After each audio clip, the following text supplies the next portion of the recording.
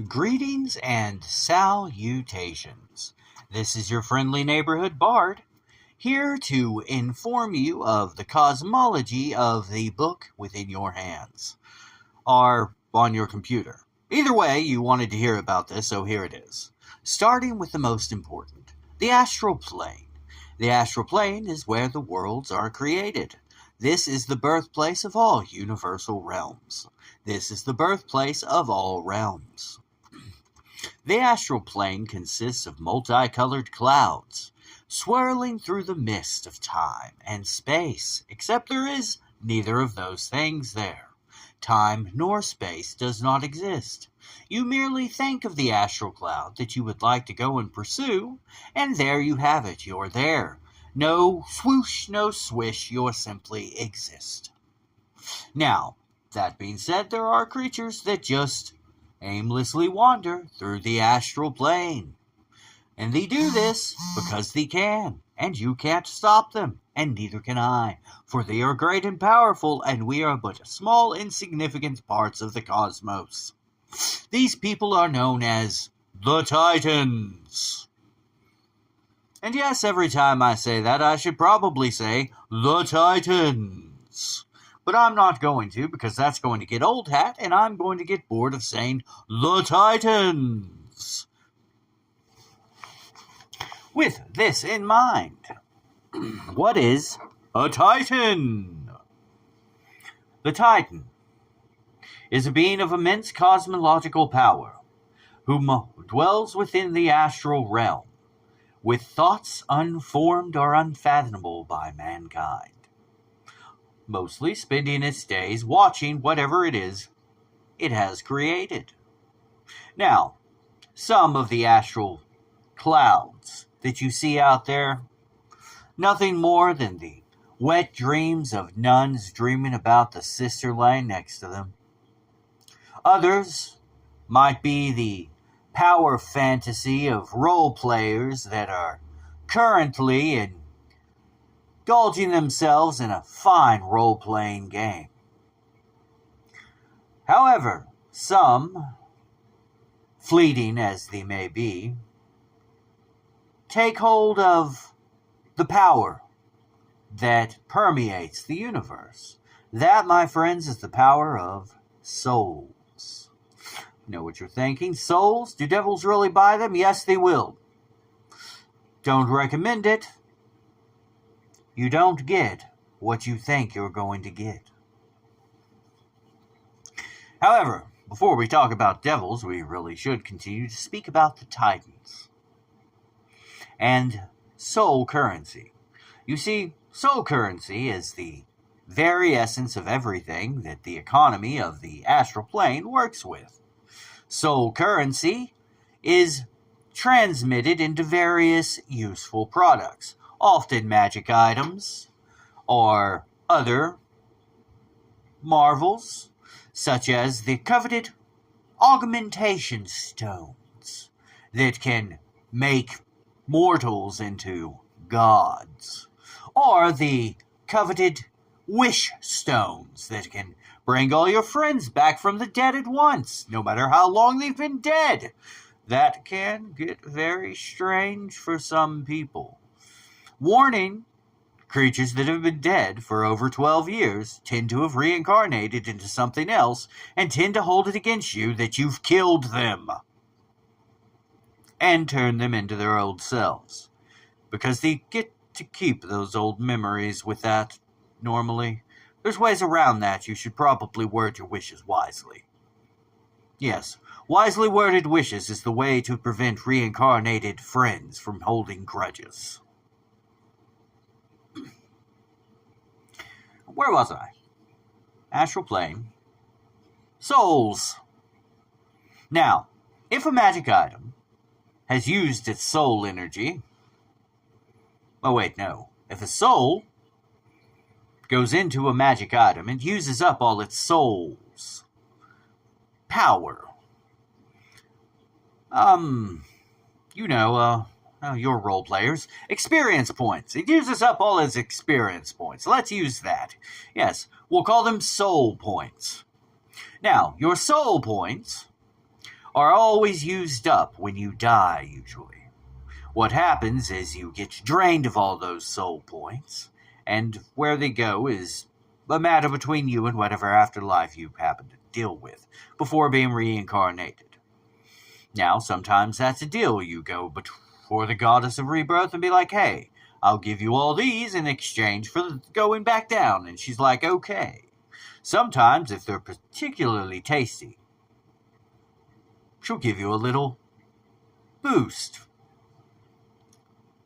So, live good, tasty lives, all you Ezekiel, and maybe the goddess of rebirth will help you out. Yes, they exist. All of them. I suppose you should know. Everything that's ever been thought to or possibly could exist does. Moving right along, that's the astral plane. The ethereal plane. Bright, bright colors. Very pretty. Normally the most common thing between us and the reality, if you will, the universal realm. Now, the universal realm is right where you think it is. It's where you're living right now. That's your localized universal realm. Your universal realm is quite localized. It doesn't really go more than off Earth. For most of the people on this planet, their local universal realm isn't any larger than their house, their hometown, or that. Their thoughts have no effect on anything outside of anything like that. The exception is people who are dreaming.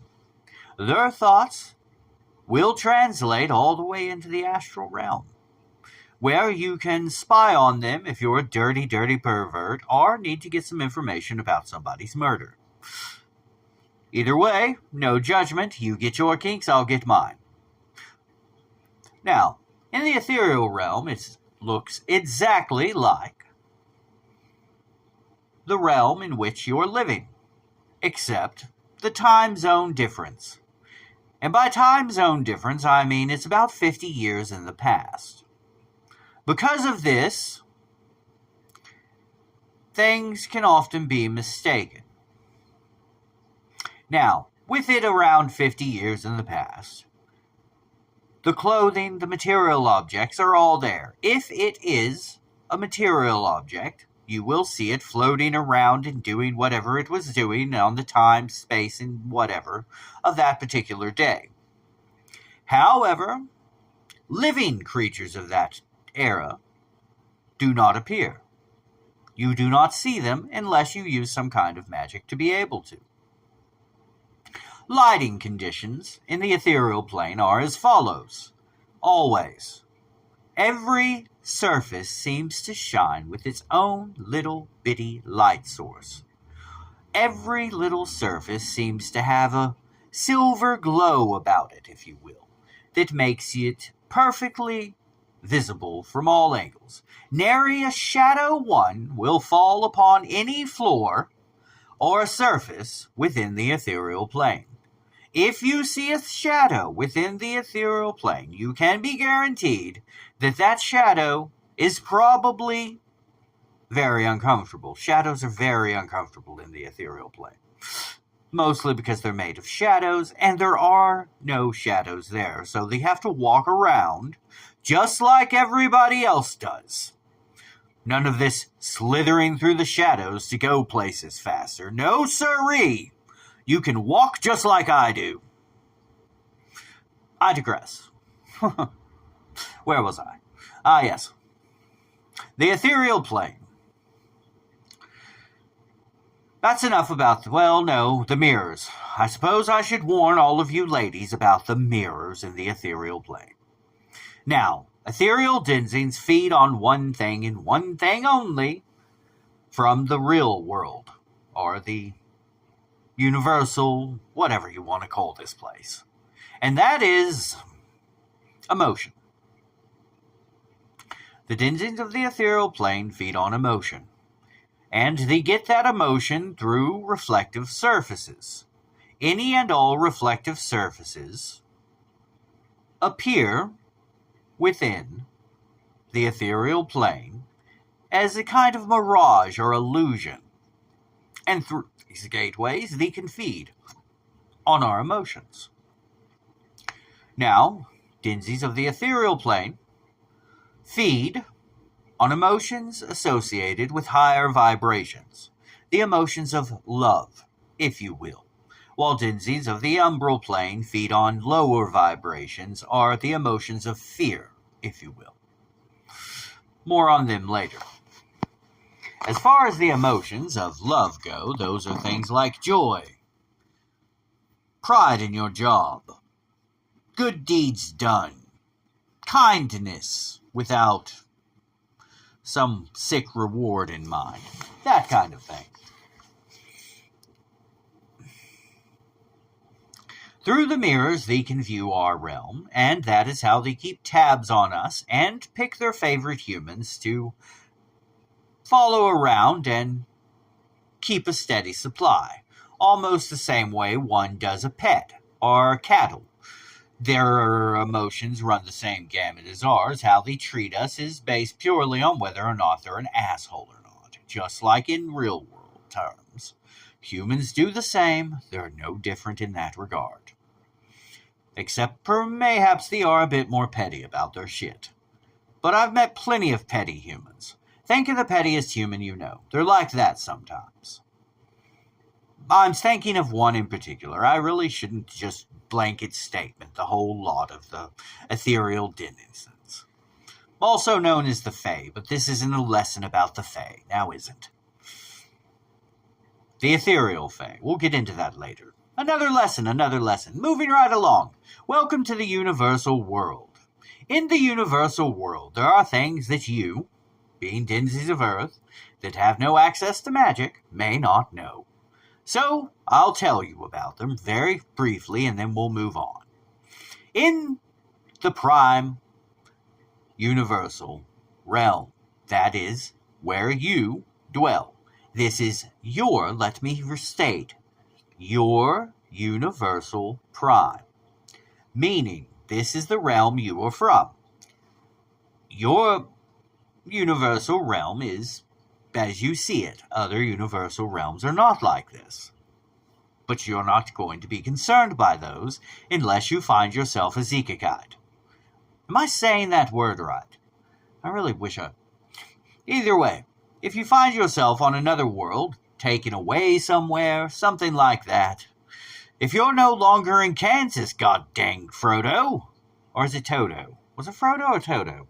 Only watched the movie once. Either way, if you find yourself off-world, as I like to refer to it, or somewhere like that, then some of this may be useful. Magic can exist in some realms. Some realms have it turned off, which means you get stuck here for long extended periods, waiting for a gravitational wave to slowly give it back to you, to where you can leave again.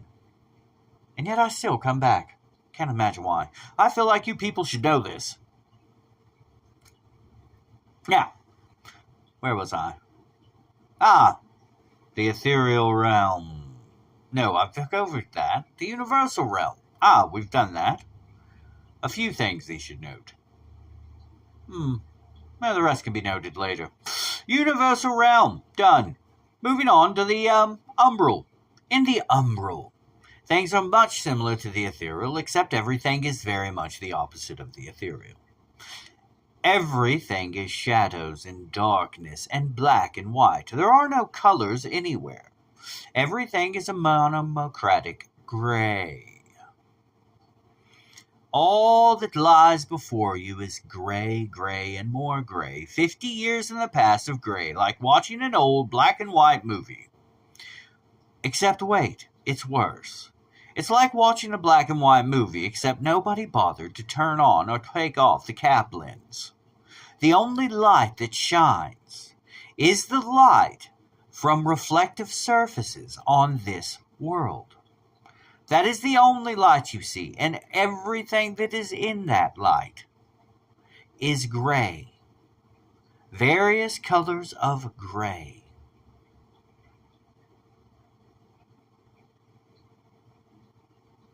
However, there is one thing Anything standing in that light cannot cast its illusions over your eyes. And by this I mean the glamour of the Fae that dwell in that location. Like the Fae that live in the ethereal, these feed off of emotion, but they feed off of the fear base of motion, anger, lust,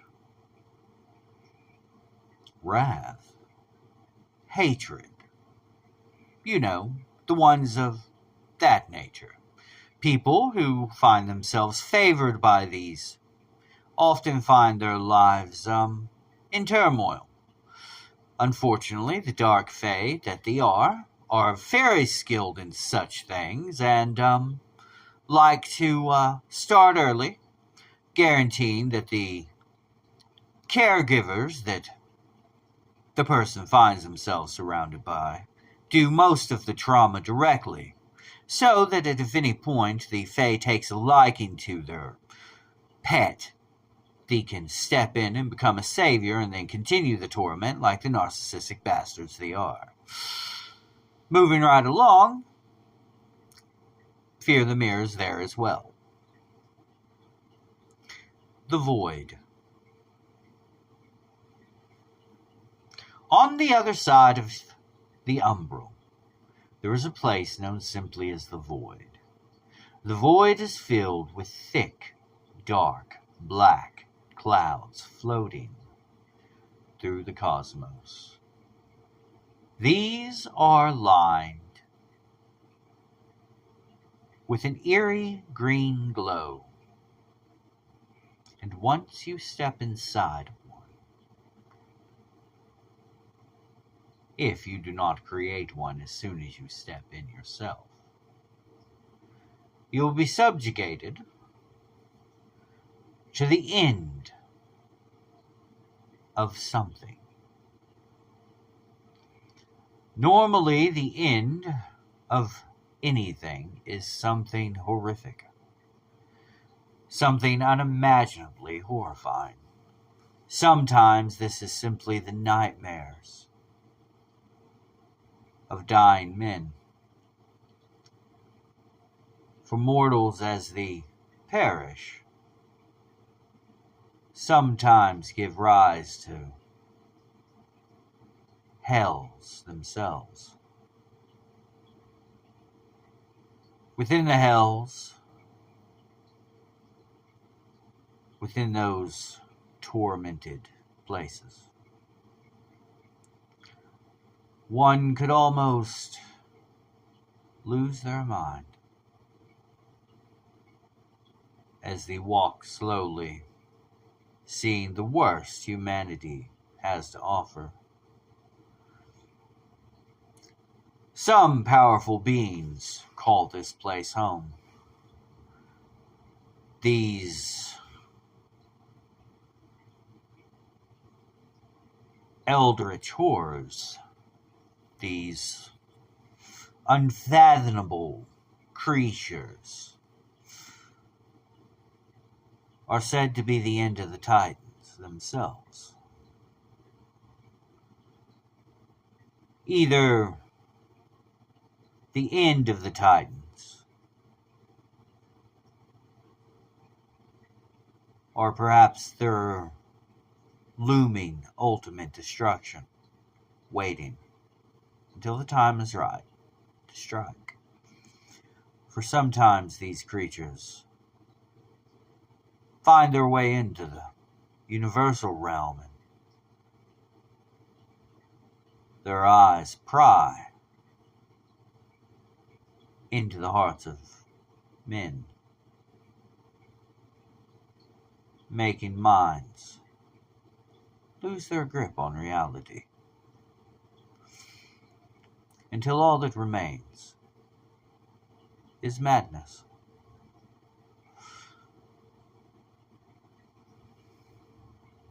Good times.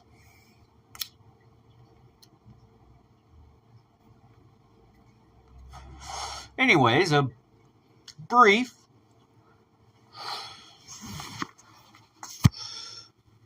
cosmology lesson from MD Bard. Stay tuned for more